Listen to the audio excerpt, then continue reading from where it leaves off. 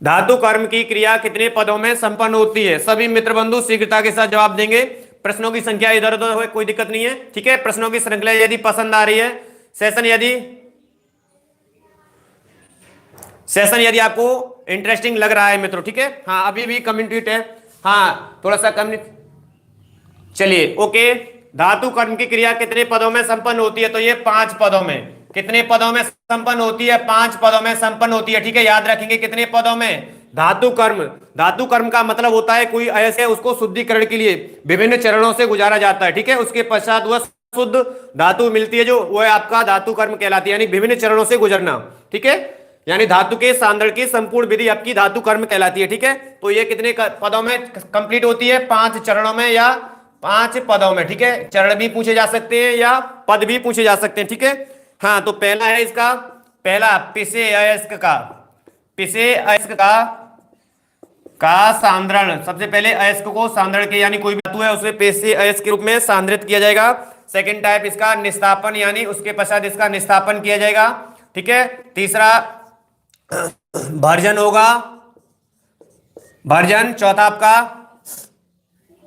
प्रगलन, और पांचवा आपका 5 पद, जो 5वां पद है धातु का शोधन, अंत में किया जाएगा धातु का शोधन, ठीक है, जो निम्न विधियों के साथ होता है, ठीक है। तो देखिए धातु कर्म की प्रक्रिया जो पदों में चरणों में संपन्न होती है वो 5 चरणों में या 5 पदों में। सबसे पहले पिसे अयस्क का जो सांद्रण विधि के द्वारा उसको सांद्रण किया जाता है, फिर उसका निस्तापन किया जाता है, फिर वर्जन प्रक्रिया के द्वारा, फिर प्रगलन के द्वारा, और धातु का शोधन अंत में।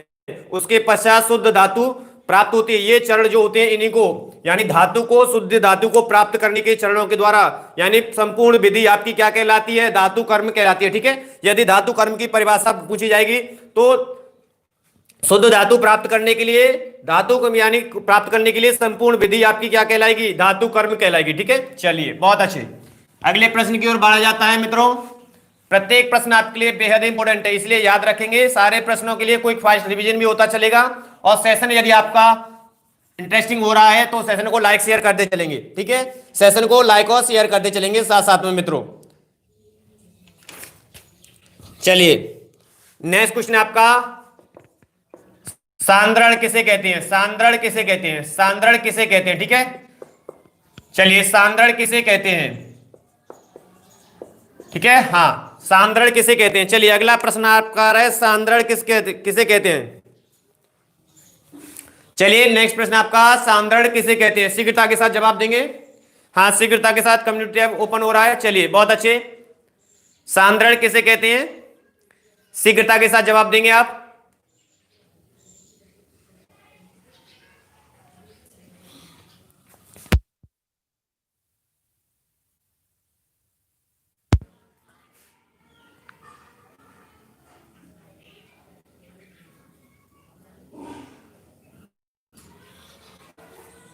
तो चलिए सांद्रण किसे कहते हैं, ठीक है। शीघ्रता के साथ जवाब देंगे, सांद्रण किसे कहते हैं? तो सांद्रण क्या कहलाता है? अयस्क में, अयस्क में मिली अशुद्धियां, अयस्क में मिली अशुद्धियां, ठीक है। अशुद्धि का मतलब क्या क्या होता है? यानी जो भी कंकड़, पत्थर, मिट्टी आदि जो भी अयस्क में अशुद्धि मिली होती है उन्हें दूर करना, ठीक है। उनको को पृथक करना, पृथक करना क्या कहलाता है? आपका सांद्रण कहलाता है, ठीक है। अयस्क में मिली अशुद्धियों को दूर करना, यानी कंकड़ पत्थर आदि जो मिली होती है उनको अलग अलग करना, तो आपका क्या कहलाता है? सांद्रण कहलाता है। यानी धातुओं से मिली अशुद्धियों को, जो अयस्क हैं उनमें मिली अशुद्धियों को उनको दूर करना आपका क्या कहलाएगा? सांद्रण कहलाएगा, ठीक है। क्या कहलाता है? सांद्रण कहलाता है आपका, ठीक है। क्या कहलाता है आपका? सांद्रण कहलाता है।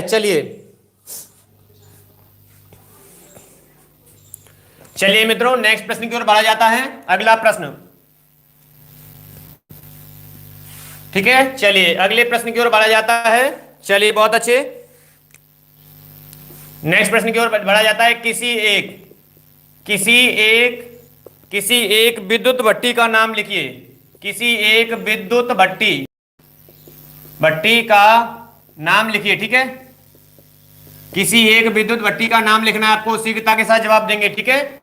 कई बार वात्या भट्टी मफल भट्टी, परावर्तनी भट्टी आदि के चित्र भी पूछ लिए जाते हैं, इनका उपयोग पूछ लिया जाता है। ठीक है, तो याद रखेंगे, ये तो आपको याद है। ठीक है, बात क्या, मफल और परावर्तनी भट्टी। लेकिन विद्युत भट्टी पूछ ली जाती है तो आप किस तरह जवाब